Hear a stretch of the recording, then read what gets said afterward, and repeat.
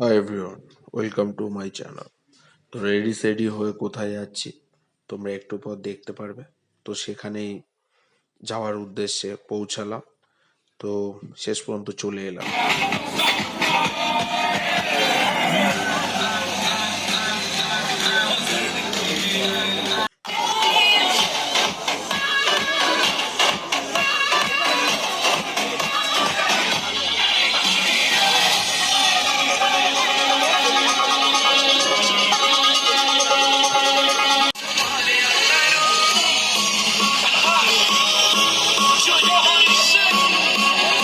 একটা নিয়ে পড়ে আছে।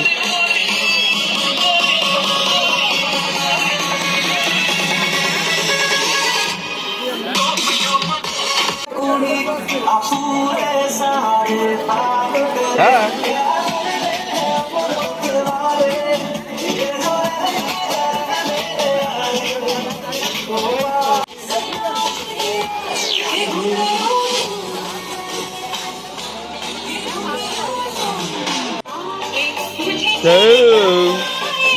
ডেলিভারি ম্যান ফুল ক্লিয়ার হবে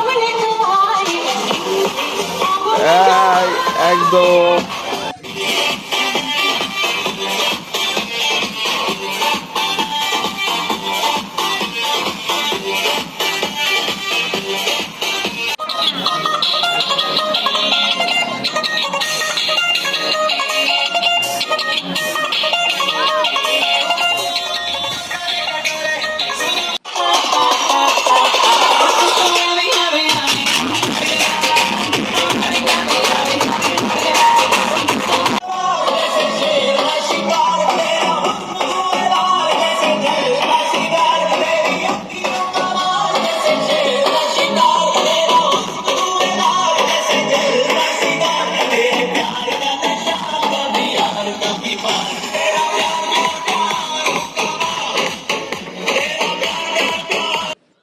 শেষমেশে পুরো সব রকম এনজয় করার পর, ভিডিও করার পর তো খেতে বসে গেলাম।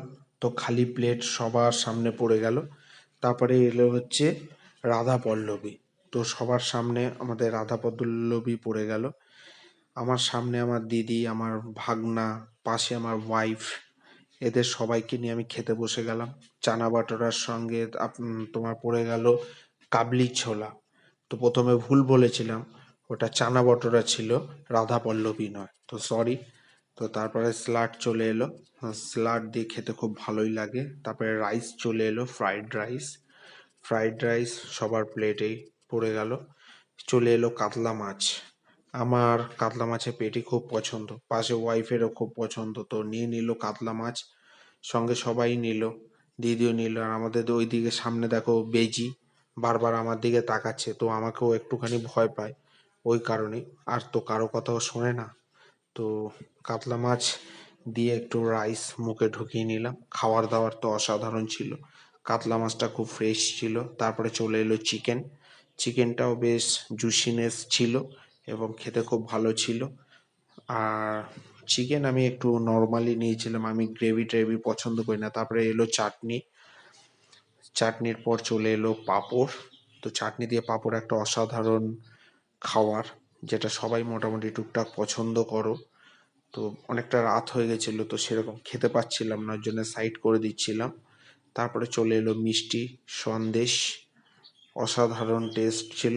হাত ধুলাম। আর আইসক্রিমও চলে এলো, আমুলের আইসক্রিম। তারপরে ঠান্ডা জল। আর তারপরে